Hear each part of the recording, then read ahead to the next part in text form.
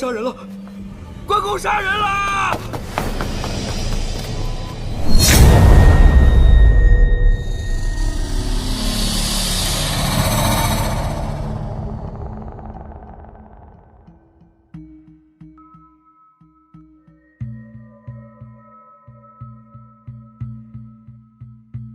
三炮，你怎么看？老大，死者浑身是血，一片狼藉，说明他跟凶手搏斗所致。依我看，这是入室行窃被发现，凶手狗急跳墙，杀人灭口。行窃？何以见得？请看，家具东倒西歪，说明和凶手搏斗时间很久。以死者的身量来看，凶手必定不是高大威猛之辈，半夜入室，身材瘦弱，不是强人，定是偷。有长进，但是不得其法。另有隐情？哪有什么隐情？少卿是给你留面子，你低头仔细看过了？看什么？当然是脚印了，还能有什么？除了邻居的脚印，还有谁的？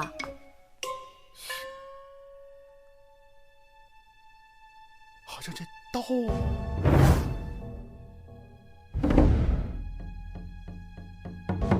关公显灵所为。双燕，勘验一下尸身，查明死因。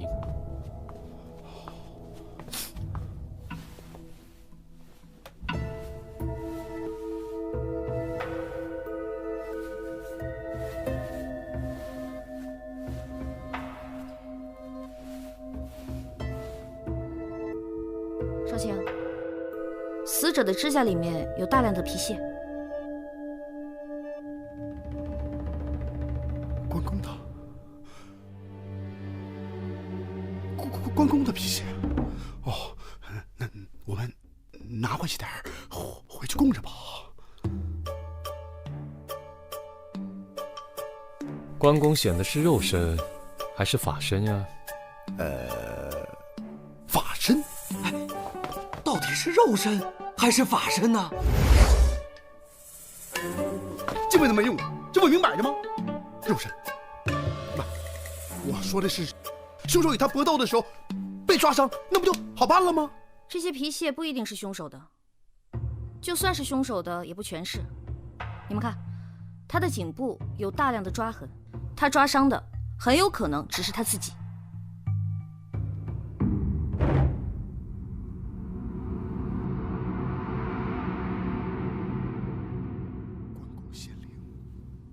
一魂夺魄呀，那这案子就破了。破了呀！真的？你想啊，他和凶手搏斗，没有假释，只有你的。关公的刀伤了他。关公显灵了，破了呀！破什么了？怎么就破了？谁破了？黄三炮，我要你有什么用？清场！大理寺办案，闲杂人等一律逐出。大人，他不能走啊！他是他的邻居，是他发现尸体的啊！我说你出去。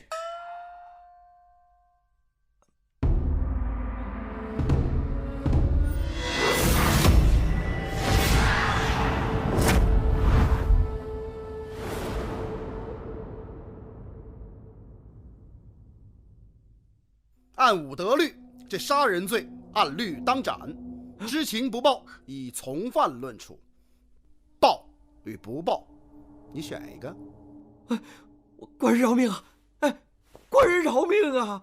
小的是怕不说得罪您，说出来吧，会得罪关老爷的。我们老爷可比关老爷不好惹啊！那小的说，昨天夜里小人都已经睡下了，突然听到隔壁苏秀在家里有桌椅被撞倒的声音，小人本以为是他家娘子回来了，俩人又吵架了，小人就想着去看看热闹，不是去劝劝架。他娘子人呢？好像是回他娘家了。他二人经常吵架吗？没错，经常吵架。从什么时候开始的？我记着，打他娘子过门就这样了。不过吵归吵，倒也不记仇。每次吵完以后，两个人又恩爱的不得了。接着说，你出来的时候都看到了什么？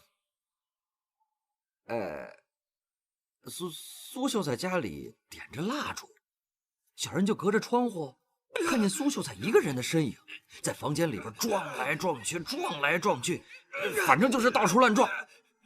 这房间里也没有别的人呐。现在想起来，还是这位官人说的对，是被关老爷附体了。你看，你看，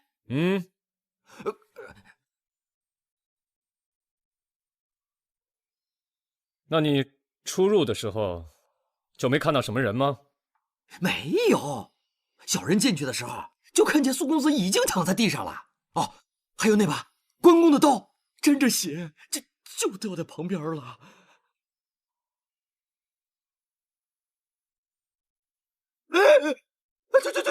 就是这把，对，就是这把刀。先下去吧。谢谢官人，谢谢官人。老大，我调查过了，这个苏秀才呀，只是读过些书，弄些酸文假醋的事情，也没有考上个秀才。所以说这大伙儿开始只是挤兑他，管他叫秀才，叫着叫着呀，也就叫开了，啥也不是。他一个读书人，在家里供关公干什么？这个苏夫人啊，是赵校尉的独女，是习武世家，所以说呢，这供关公啊，可能是从他娘家带过来的习惯。通知过苏夫人了吗？啊，我已经让人去了。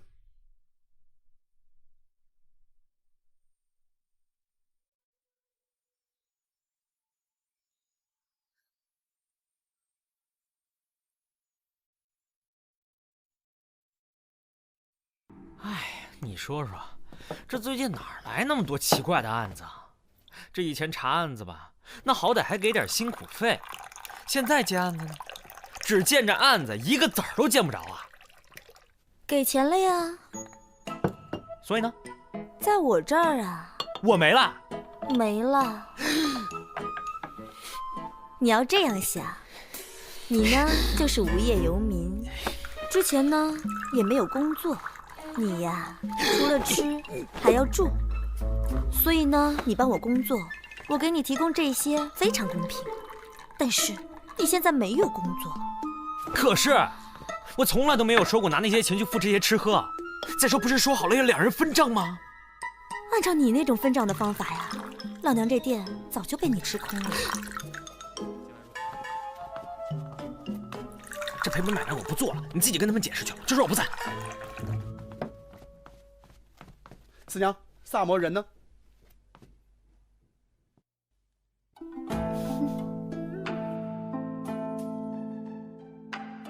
萨摩呢？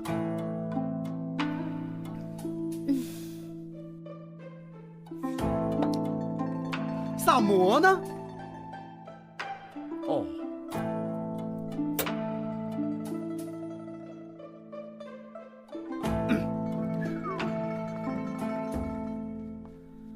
谢谢你的茶。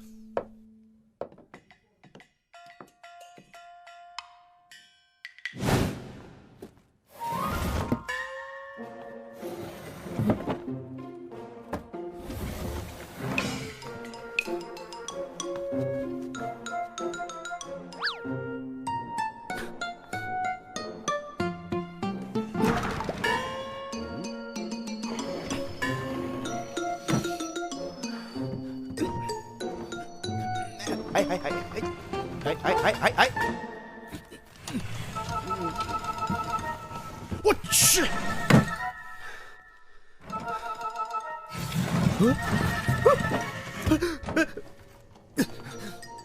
既然人已经找到了，那咱们就出发吧。去哪儿？办案。不是已经办过了吗？苏秋的妻子今天早上回来了，你不想去问问吗？哎呦，肚子突然好疼啊，去不了了。区小伤无妨。萨摩兄素来嫉恶如仇，急公好义，就是太过自谦了。没时间跟你自谦了。我每天跟你们这么办案的话，耽误我干活好吗？四娘已经收了钱了，她不会怪你。为什么不能直接给我呢？给都给了，不好往回要的。哎，你叫什么味儿啊？还有上次的钱，你这怎么叫见利忘义？你把我给卖了你！喂！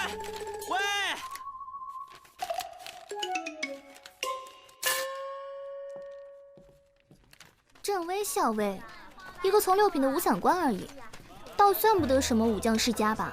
散官也是大唐命官。那赵校尉是个攀援富贵之人，怎么会让自己的女儿嫁了个考不上秀才的穷小子呢？哎，说的一点没错。我听说啊，因为这个事儿，赵校尉的女儿已经跟他断绝了父女情。为什么？听说这赵校尉啊，妻妾不少，却只生了这么一个女儿，取名思南。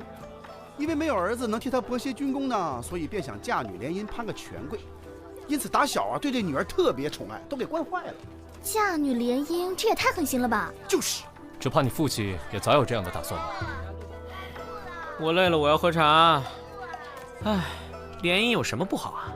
我还想有人给我牵线搭桥，让我连一个公主，从此我就吃穿不愁了。来，子苏。三胖，接着说。哦，对了。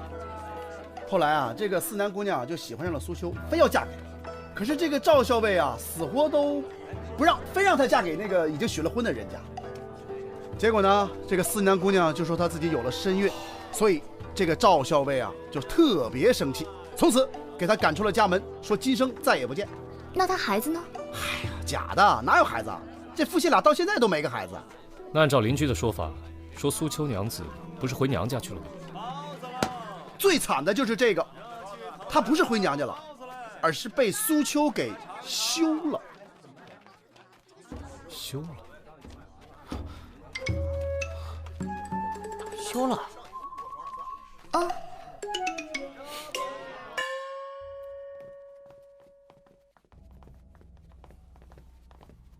哎，不是说回来了吗？人呢？苏夫人回来没进屋，直接去后院了。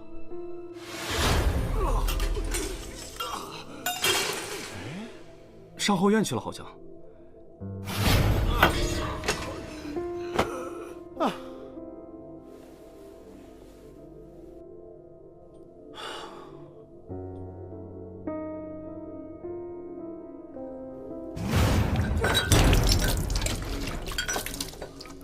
这个房间从昨天就一直这样吗？是。那这些杯子从昨天一直就摆在这儿吗？嗯。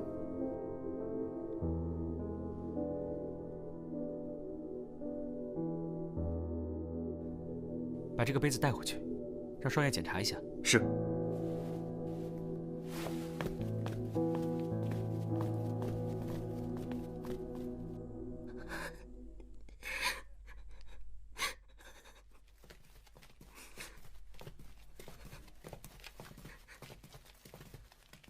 你是苏夫人吗？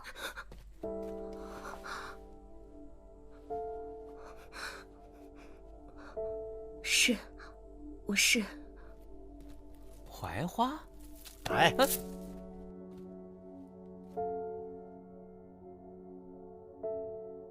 我们是大理寺的。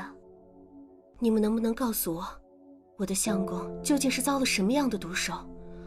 案发是在昨夜，当时你在哪？你们是在怀疑我？你对外称你是回娘家，可据我所知，你跟娘家早就断绝了关系。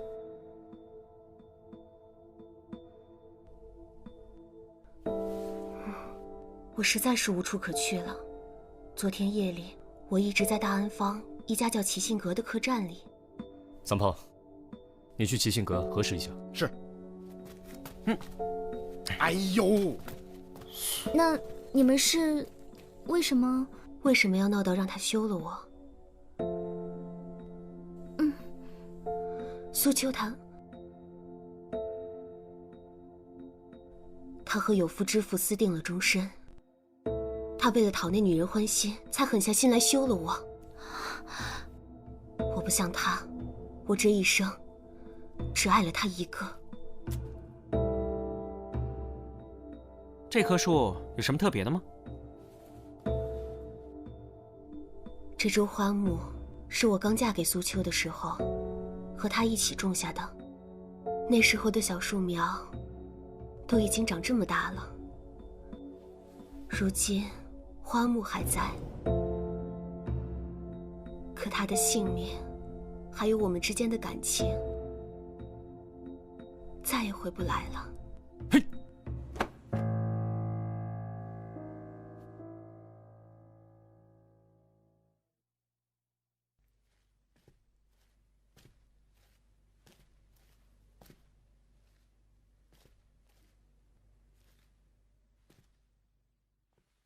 老大，我找齐新阁掌柜问过了，昨晚赵思南确实住在那儿。一直没出来吗？是，夜里一个人叫了一桌子菜，边哭边喝酒来着，怎么劝都劝不住，还招来一帮图谋不轨的小混混，还是老板妻子帮他出头。那女子的情况，你了解多少？她是个有风韵的女子。你跟她相识吗？是致远书斋的少奶奶。书斋？前段时间家里有些困难，苏秋就拿着她手里的几本古书去书斋卖。因为想卖个好价钱，她就时不常的去书斋，同掌柜的说话。几次下来，两人便相识了。那书斋的掌柜没有察觉吗？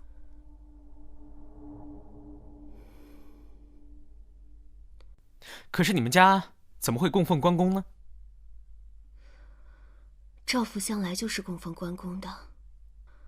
我嫁给苏秋的时候，那边已经同我断了关系，所以什么嫁妆都没有。是待我的乳娘偷偷的把这尊关公像给请出来的。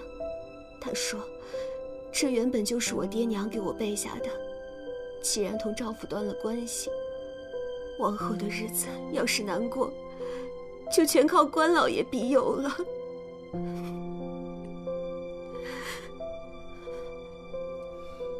这么说，真是关公开了眼，帮你杀了负心人？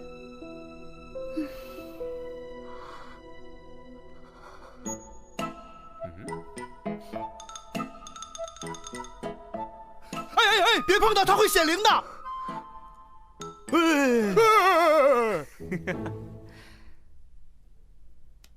你们也都听到了哦，这回真是关老爷出马哦。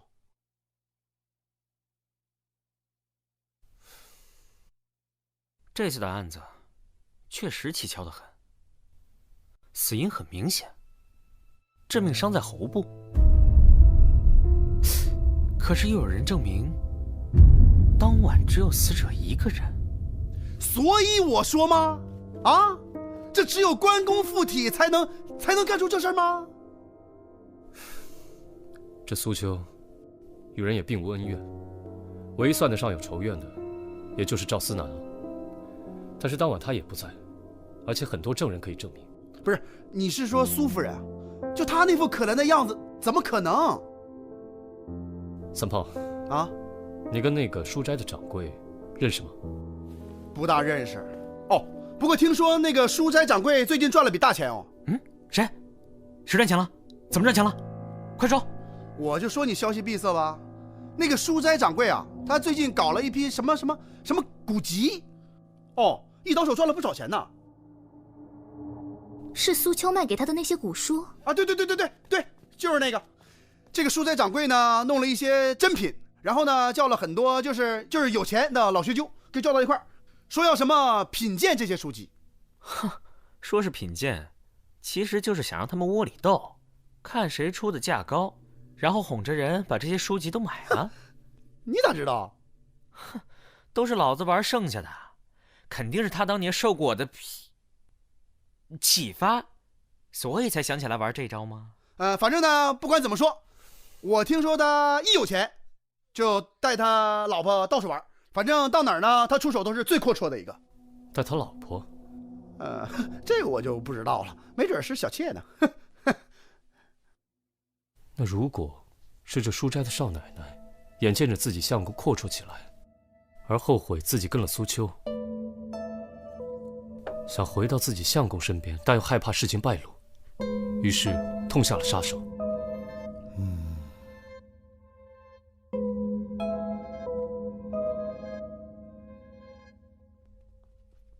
请。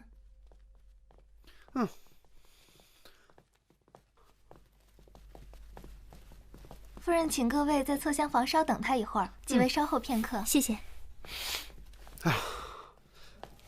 哎，你们说，嘿嘿，为什么搞得神神秘秘的？不在大厅等着，把我们拉到这儿来干嘛？哼，你傻呀！现在这个夫人什么情况？她的夫君呢，不知道她在外面跟人私通，而她的情人已经死了，连个下家都没有。这种情况下，当然是能瞒则瞒了。就你们还大张旗鼓的跑到人家府上来询问，现在也就是因为掌柜的不在，所以人家才能让你们在这儿等，否则的话，不把你们打出去啊，就算是很客气了。我就纳了闷儿了啊，怎么那么多人家喜欢养些花花草草，好闻吗？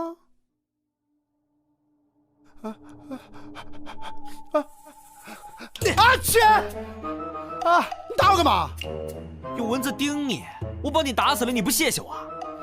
你打的比蚊子咬的疼多了。嘿，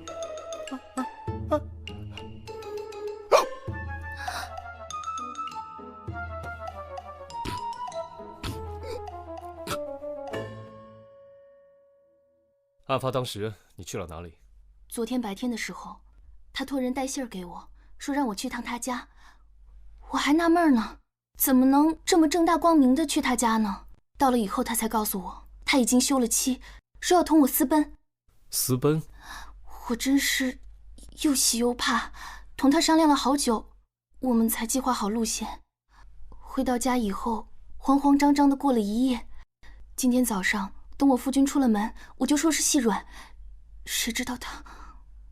你是说，昨晚你跟何掌柜在一起？嗯。昨天你去他们家的时候，有没有吃什么东西啊？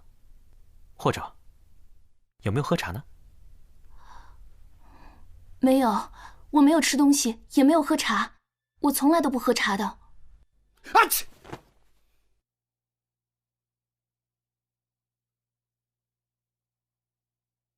验毒？验什么毒？这死因不是很明显吗？刀伤灌喉。大人说了啊，不怕1万，就怕万一，赶紧的。我都查了这么长时间了，要是有毒，我早就发现了。你再看看那喉咙，那嘴，再验验。啊，行。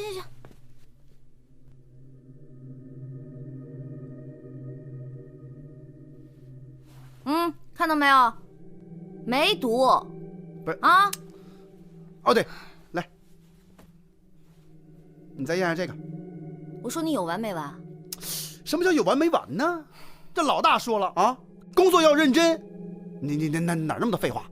快！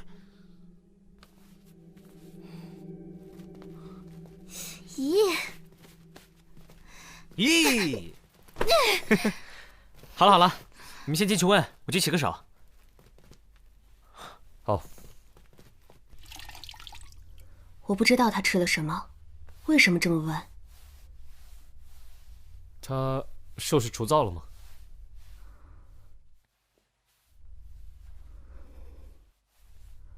我没留意，可能是在外头吃的。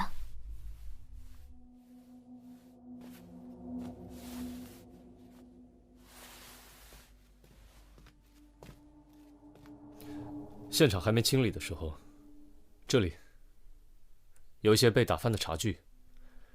苏秋，她平常有喝茶的习惯吗？他唯一的爱好就是品茶。那他可有固定的品茶时间？一早一晚。那他平时爱喝什么茶？这个我不太懂，要不然我去把茶叶给你们拿过来吧。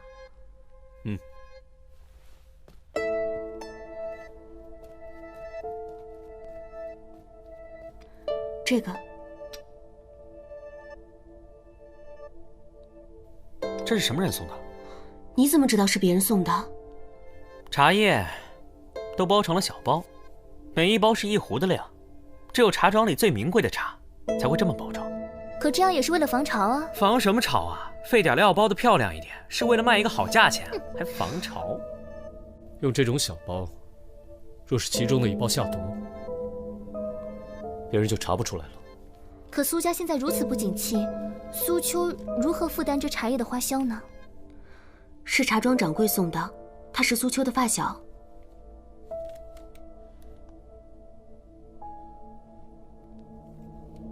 怎么了？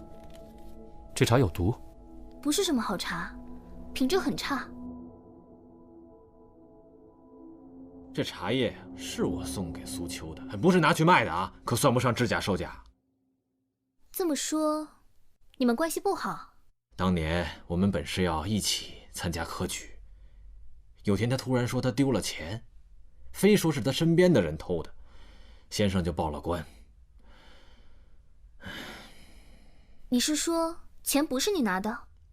我缺他那点钱嘛，原本打算跟他断了联络，可后来想了一想，我现在日子过得还算不错，反倒是他，既没考上功名，身体又不见好。这5年呢，虽然娶了妻子，可过得还是不大顺。那就维持朋友的关系，有空看看他的笑话，时不时的想点点子，羞辱羞辱他也好。什么法子？比方说这茶叶，那我就送他一些碎茶叶，让他去待客，让他去吹牛，惹人笑话嘛。少年人的恶意，那就用少年人的恶作剧去偿还了就好。难道真要把他置于死地？你不知道他已经死了吗？死了？什么时候？你是真的一点都不知情？不知情？所以你们是来查我的？等等，你刚才说苏秋成亲了多久？5年。你确定你没有记错？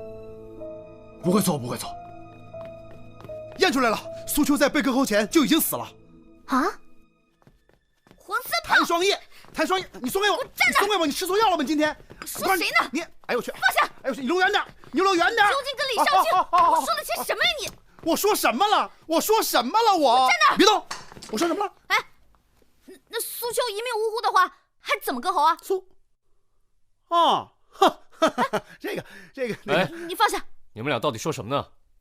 啊，不是老大，你少说2句，闭嘴，放下！你放我就放。放！老大，那个，你说。少卿，我的意思是，苏秋即使没有被割喉，那天晚上也依然会毙命。之前三炮让我验毒，我还觉得很奇怪，在死者的喉部和肠胃，我都已经用针试过了，均没有发现有毒。后来我又仔细的检查了一遍，发现死者的喉部出现了急性水肿。水肿？你可听说热能动风的说法？热能动风？热了就热了，还能吹动啊？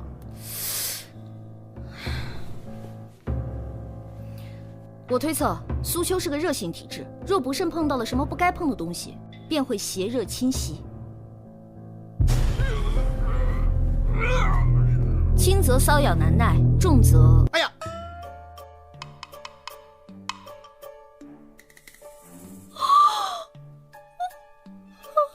老大，你是叫我去办案的吧？那什么，那个三炮！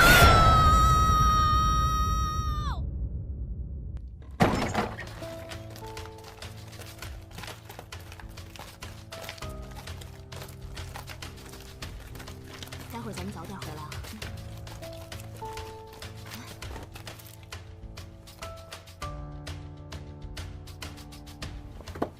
这谁啊？这位是李少卿，这个是我的邻居，就是她丈夫发现苏秋的。对，还要叫他过来问话吗？不用了，案子已经破了。真的吗？到底是谁对苏秋下了这么重的手啊？你？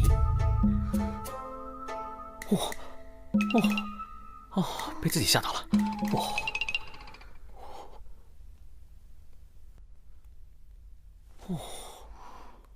你们一定是弄错了。那天夜里，我一直都待在七星阁里，根本就不需要你在场，因为这就是一场定时杀人案。定时杀人？我想请问一下，你跟苏秋成亲多久了？5年。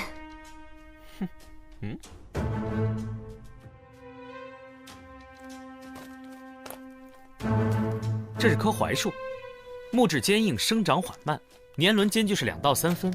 如果真的依你所说是5年前你嫁到这里来以后种下的话，那么这棵树的树宽应该是2到3寸，而如今它的树宽达半尺以上，说明这棵树的树龄10年以上。这棵树对你来说是没有任何意义的，那你为什么说谎呢？你回来的时候不是先进房门，而是先给这棵树浇水。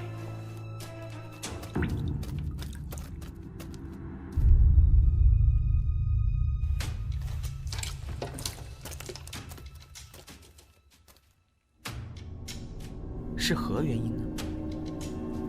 你并没有你表现出来的那么难过吧？否则你怎么还会有心情给无关痛痒的花木浇水？所以你在这件事上说了谎，来掩盖自己的异常行为。可是这件事情呢，你又不得不做，所以我就推测，你一定是想毁灭关键性证据。水里有毒！这不可能啊！那我们喝的水也是从那井里打上来的，要是那水里真的有毒的话，我们早就死了呀。这水里面确实没有毒，可是即便是同样一盆花，有的人会闻到花香，有的人却会因为花粉不服而狂打喷嚏。苏秋对花生不服的事情，我想除了苏夫人，没有人会更了解了吧？那么在案发当日榻上的茶具里，怎么会出现细小的花生碎屑呢？这不就是一个很普通的杯子吗？有什么好验的？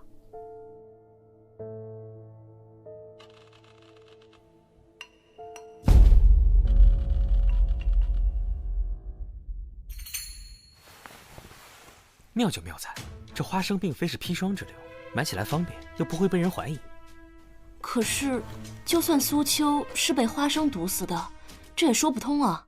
昨天白天，我亲眼看见苏秋自己从井里打了一桶水上来，总不能是他自己把自己毒死的吧？再说那会儿思南已经走了呀。你有没有注意到，苏家有2个桶？苏秋家中并不富裕，可他却是个好面之人。他连茶叶的优劣都品不出，却习到了不少穷讲究的毛病。你们可听过一个说法，品茶之人必先养水。养水？这不生孩子哪来养水？将井中的碎石放于水桶当中，静置一些时辰，会吸附土气，使水变得更加清澈。这就是养水。所以苏秋会备2个水桶，以方便使用。你只需要在临走的时候，在其中1个水桶里动手脚，就可以借苏秋之手完成杀人。哎，你慢点，我跟不上了。所以白天邻居看到苏秋用来打水的水桶，其实就是被你抹了花生汁液的那一个。但是呢，他没有立刻使用，因为你要留给自己充足离开家里的时间。所以你知道，在你离开家之后，苏秋一定会先饮用那桶已经静置过的水，然后这桶水还没有喝完，他会再打上一桶水用来静置。而这桶水正是你延迟杀害苏秋的凶器。我知道了，也就是说，他白天用你打的那桶水，到了晚上那桶水用完了，他就开始用自己打的那桶水了。学着点儿。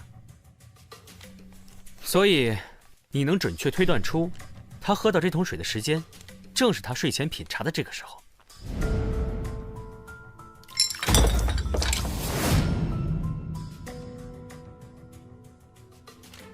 那关公那把刀是怎么回事？这就是他另一个高明之处，他知道很快就会怀疑到他身上，所以为了混淆视听，他就制造了关公杀人的假象，而且为了洗清嫌疑，还做出这副惹人心疼的样子。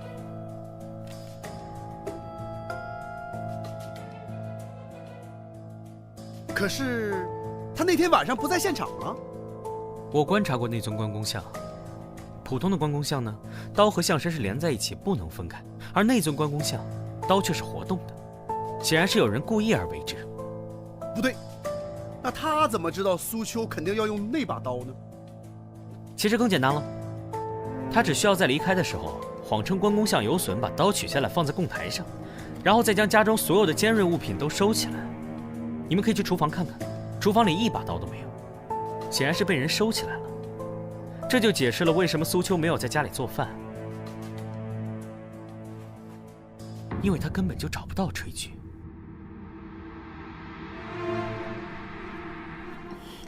哎，你倒是说话呀！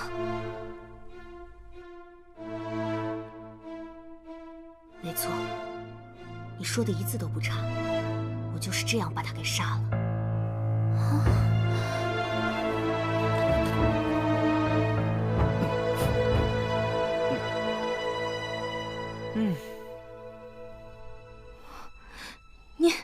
你这么做图什么呀？啊？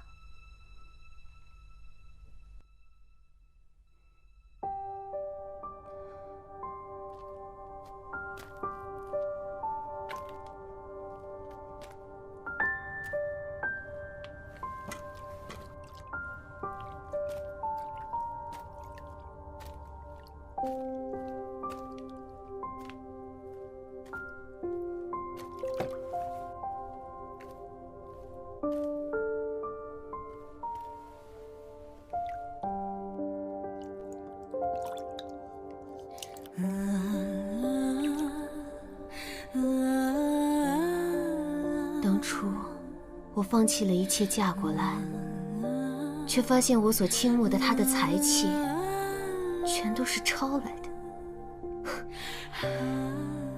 他若对我好也就罢了，可他偏偏还是个滥情之人。他背着我，不知道找了多少女人。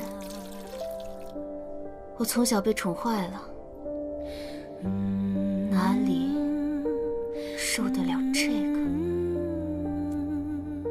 来一个，我便插一个，一直这样吵吵闹闹的，我也就忍了。可这次，他竟然说要休了我。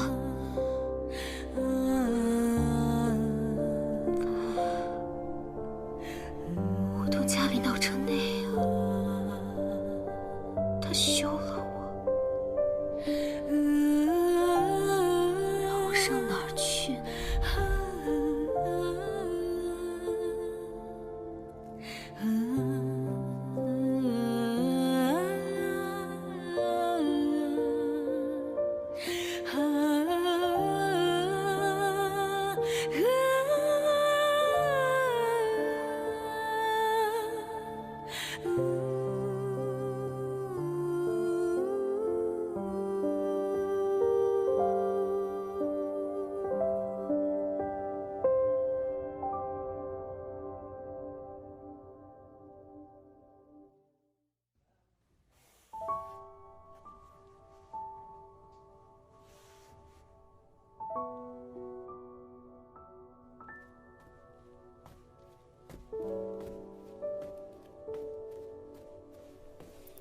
紫苏姑娘，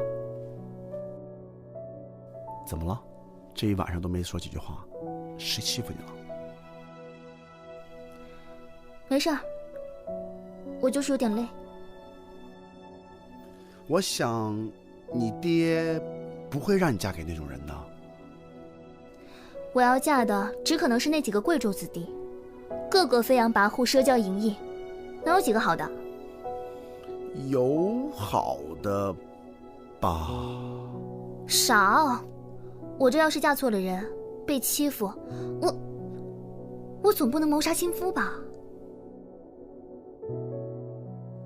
如果真遇到这种事儿啊，我帮你杀，欺负你的一个不剩，来一个我杀一个，来一个我杀一个，我杀，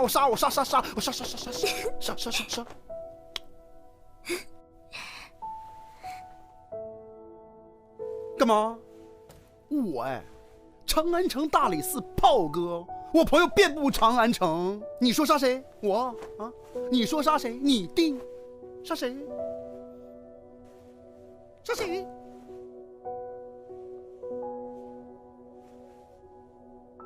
杀谁？